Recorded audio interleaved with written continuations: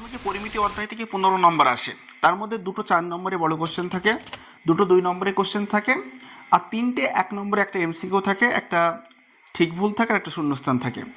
তাহলে এখান থেকে মোট 15 নম্বর আসে এই পরিমিতি অঙ্ক থেকে। এবং মাধ্যমিকে পরিমিতি অধ্যায়ের জন্য 4টি অধ্যায় আছে।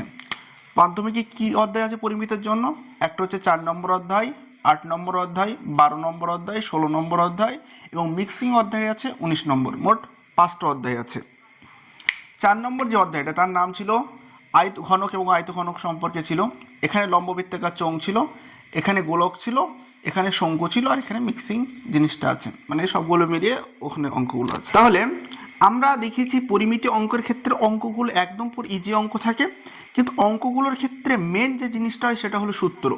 কারণ সূত্র মুখস্থ না থাকার জন্য অধিকাংশ ছাত্রছাত্রীরা পরিমিতি অঙ্কে নাম্বার পায় না। একদম ক্লিয়ার কাট কথা। এই জন্য আজকে আমরা দেখবো যে পরিমিত অঙ্কে আসলে কতগুলো সূত্র ভাই কাজে লাগে।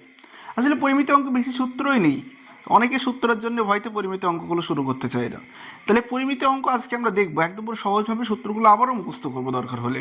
দেখো, পরিমিত অঙ্কের ক্ষেত্রে আমরা যদি লাস্টে 8 নম্বর অধ্যায়, 12 নম্বর অধ্যায় এবং 16 নম্বর অধ্যায় দেখি, এখানে চোঙ আছে, এখানে শঙ্কু আছে, এখানে গোলক আছে।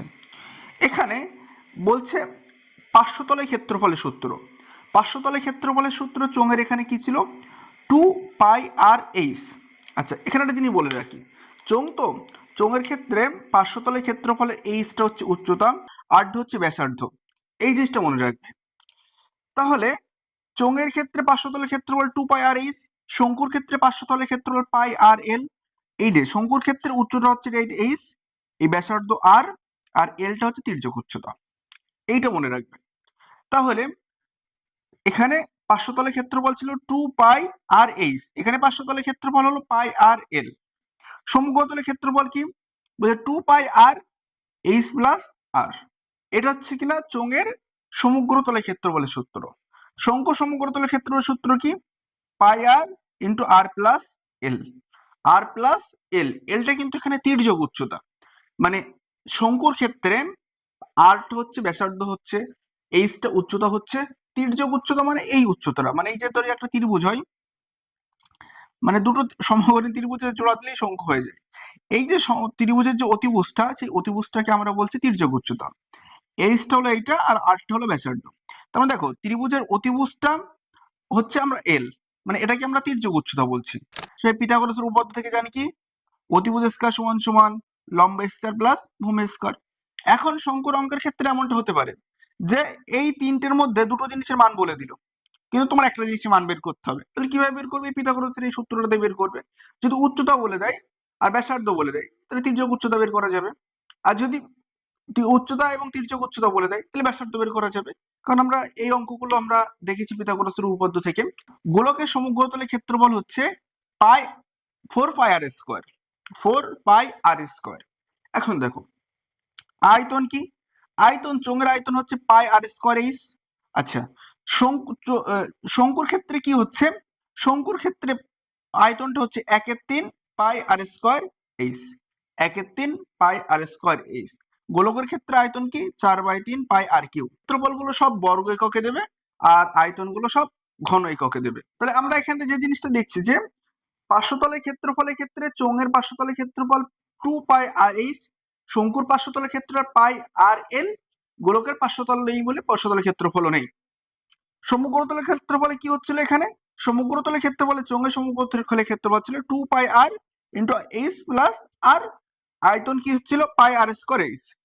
শঙ্কুর ক্ষেত্রে পার্শ্বতলের ক্ষেত্র πr/l, সমগ্রতলের ক্ষেত্র πr ইন্টু আর প্লাস এল, আর সমগ্র আয়তনটা কি ছিল?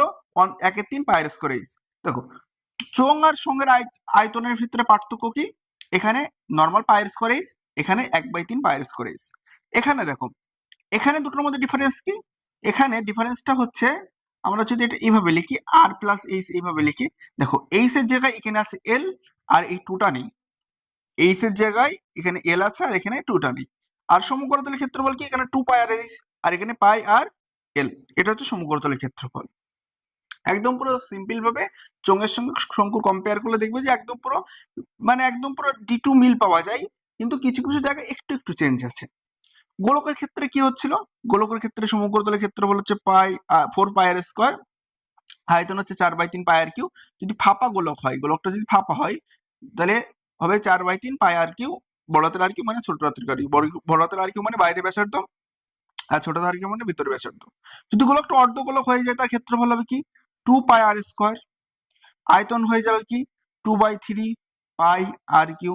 দেখো যদি অর্ধগোলকটা নিরেট হয় তাহলে ক্ষেত্রফল হয়ে যাবে πr², 3πr² হয়ে যাবে।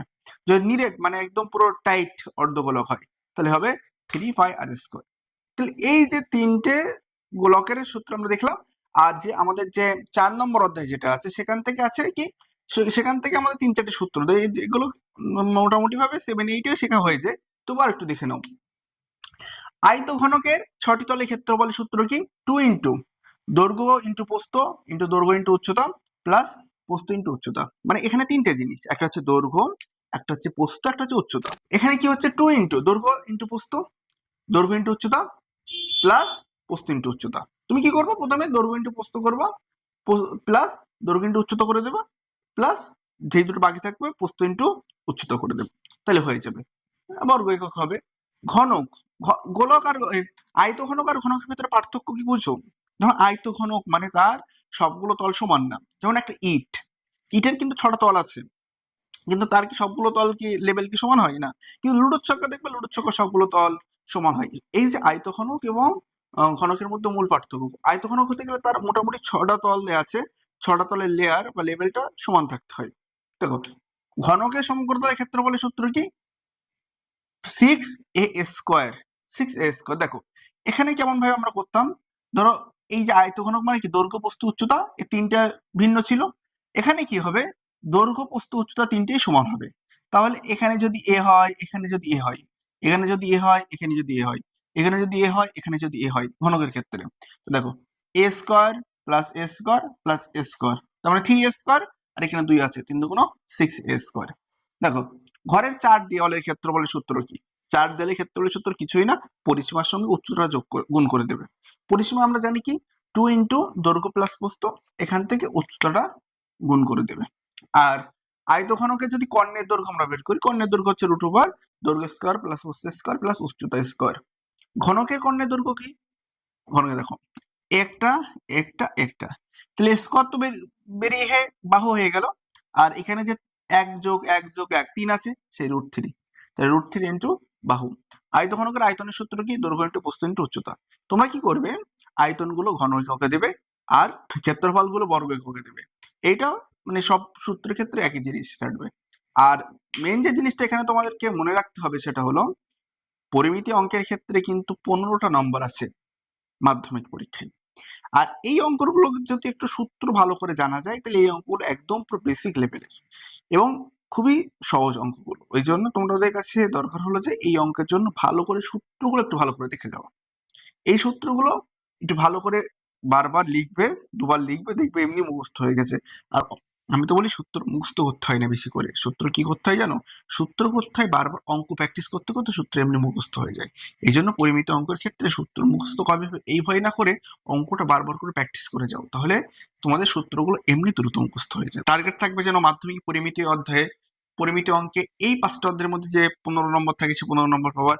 আর আমি চেষ্টা করবো যে এখান থেকে কিছু কমন অঙ্ক দেওয়ার, কারণ এখান থেকেও কমন অঙ্ক করা যায় এবং কিছু কিছু অধ্যায় তো ব্যাপক D2 কমন থাকে। তোমরা ভালো করে রেসপন্স করো, অবশ্যই এই অধ্যায় থেকে আমরা কমন কোশ্চেন নিয়ে আসবো।